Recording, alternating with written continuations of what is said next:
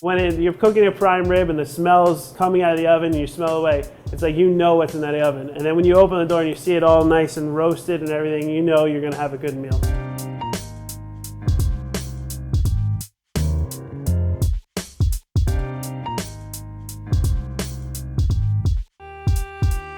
So here we have our Primal 109. And a 109 is just a cleaned out oven ready rib roast. If you go to a butcher, you can ask for an oven ready rib roast. We get 30-pound pieces of meat here at Smith's. You don't want to go any less than 8 pounds because then it's just too small.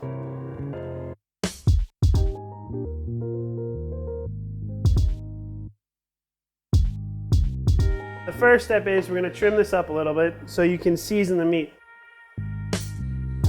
This piece of fat we just cut off, we're going to put that in our pan. What it does is just creates a little bit buffer from the bottom of the pan, helps prevent not sticking. And then this last flap of fat we just peel back here. You want to expose all this meat. You don't want to season the outside. The seasoning is going to not penetrate the meat. Since how big a piece of meat this is, you don't have to be shy with your salt. And then this is just really coarse cracked black pepper. Fold this back up, and then what we have to do is trim off the outsides. Since we expose that and you want to season everything, put a little bit of salt, a little bit of pepper on both the end cuts. We're going to take our rest of our 109 rib roast. We're going to put it in the pan ready to go. The next thing we do is we add some water, and that helps with the rendering of the fat. It helps keeping everything moist. We have our oven ready to go, 375 degrees, and we're going to roast this for 3.5 hours.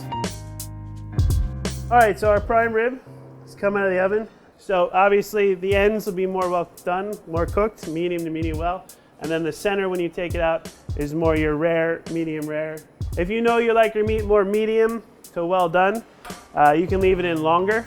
We're going to take it, we're going to put it on our cutting board to trim it up and portion it. If you got a cutting board, nice cutting board with the troughs on the side to collect all the juice, that's good. What we have to do now is trim it all up, make it look nice. First part is we're going to take off this fat that's covering the bones. Don't get rid of these. You can cut that up and snack on it. Next, we're going to take off this cap here that was covering this piece of meat. This has got a really good piece of meat in here. If you like sandwiches or anything. We're going to turn it over, and we're just going to trim up this back here. Then we're just going to clean up this front part here by pulling back a little of this fat and cutting it off. You feel to the touch. Obviously, this is your medium rare. Feel out here, you see it doesn't go in as much. That's your medium well done end cuts. And then we're ready to slice and serve this.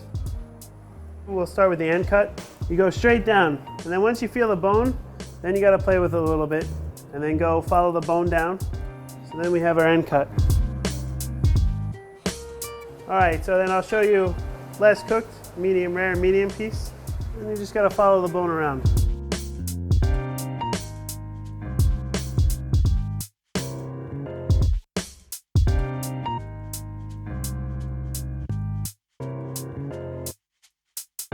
And there's one of our regular cuts.